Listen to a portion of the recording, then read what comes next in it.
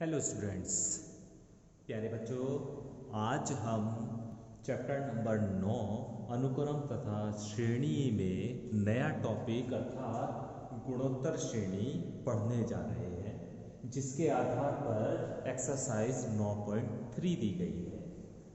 तो इससे पहले प्यारे बच्चों हमने समांतर श्रेणी के बारे में पढ़ा है। आज हम एक और नई श्रेणी गुणोत्तर श्रेणी के बारे में पढ़ेंगे। तो देखिए, कुछ श्रेणी मैंने लिखी हुई है यहाँ पर। जैसे एक श्रेणी लिखी है 2, 4, 8, 16 up to and so on. इसी तरह श्रेणी लिखी हुई है 3, 6, 12, 12 up to and so on.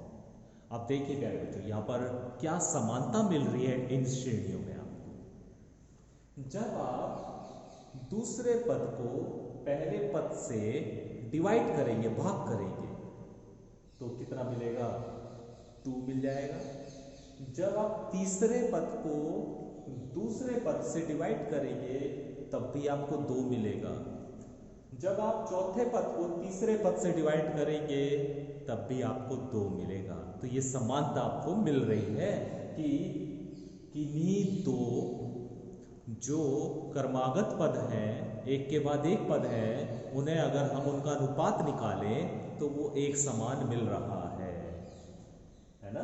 इसी तरह एक और श्रेणी में देख लीजिए। 6 को 3 से डिवाइड कीजिए, 2 आएगा। 12 को 6 से डिवाइड कीजिए तब भी 2 आएगा। 24 को 12 से डिवाइड कीजिए तब भी 2 आएगा। तो ये समानता है कि आपको भाग करने पे एक समान वैल्यू मिल रही है। तो ऐसी श्रेणी गुणोत्तर श्रेणी कहलाती है जिनमें दो पदों का जो क्रमागत पद है उनका अनुपात बराबर होता है। किन्हीं भी दो पदों को ले लीजिए, उनका अनुपात निकालिए। किन्हीं भी दो पदों को ले लीजिए, उनका अनुपात निकालिए, वो एक समान होता है। ठीक है, ये गुणोत्तर श्रेणी की पहचान है। पहले पद को हम ए से प्रदर्शित करते हैं, ये तो आपने समांतर श्रेणी में भी पढ़ लिया है।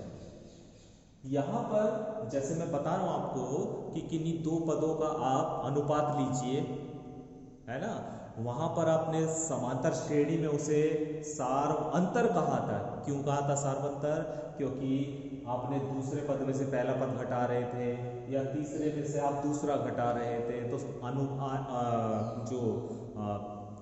उनका हल था, यानी दूसरे में से पहला घटाना या तीसरे में से दूसरा घटाना, तो जो बचता था, अंतर था, वो एक समान था। इसलिए वहां पर हमने सार्व अंतर बोला था। लेकिन यहां पर हम अनुपात ले रहे हैं, इसलिए यहां पर हम सार्व अनुपात बोलते हैं। अनुपात एक सा आ रहा है तो इसलिए इसे सार्व अनुपात बोलते हैं। उससे हम आर के द्वारा प्रदर्शित करते हैं, स्मॉल आर के द्वारा प्रदर्शित करते हैं, और ये बराबर होता है दूसरा पद अपॉन पहला पद, दूसरा पद अपॉन पहला पद। ठीक है। अभी गुणोत्तर श्रेणी का जो रूप होता है वो इस तरह होता है प्यारे बच्चों। पहला पद ए, दूसरा पद होता है इसका ए आर, तीसरा पद होता है ए आर स्क्वायर, चौथा पद होता है ए आर की पावर 3। आप देख रहे हो, जब पहला पद है तो इसमें आर नहीं है, जब दूसरा पद है तो आर की वैल्यू 1 है। यानी दूसरा पद, ध्यान से अगर आप सुने, दूसरा पद और आर का घात 1, यानी 2 में से 1 घटाना। दूसरे पद में 2 में से 1 घटाओ तो आर की वैल्यू।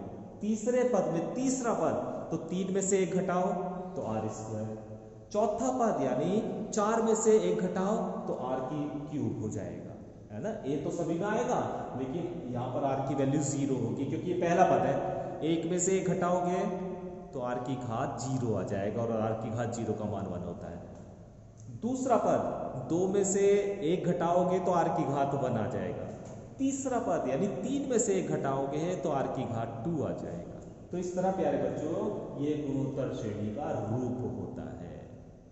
ठीक है, इसीलिए गुणोत्तर श्रेणी का अगर मैं कहूं आपसे nवा पद, तो n में से 1 घटाओगे वही तो r की घात आएगा, n में से 1 घटा देना तो वही तो r की घात आएगा।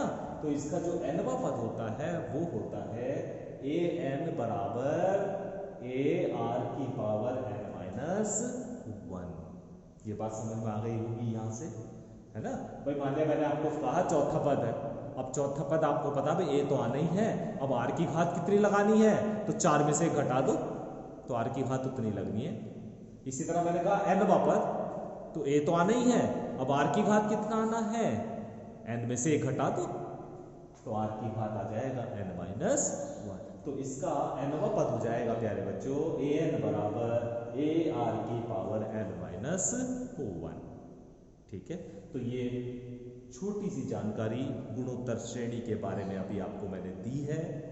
गुणोत्तर श्रेणी को जोड़ा कैसे जाता है इसके बारे में मैं आपको भी बताऊंगा। पहले इसके आधार पर कुछ क्वेश्चन करके देख लेते हैं ताकि आपको ये समझ में आ जाए, जो भी बताया गया है वो आपको क्लियर हो जाए। ठीक है, तो अभी हम एक्सरसाइज करना शुरू करते हैं। एक्सरसाइज 9.3।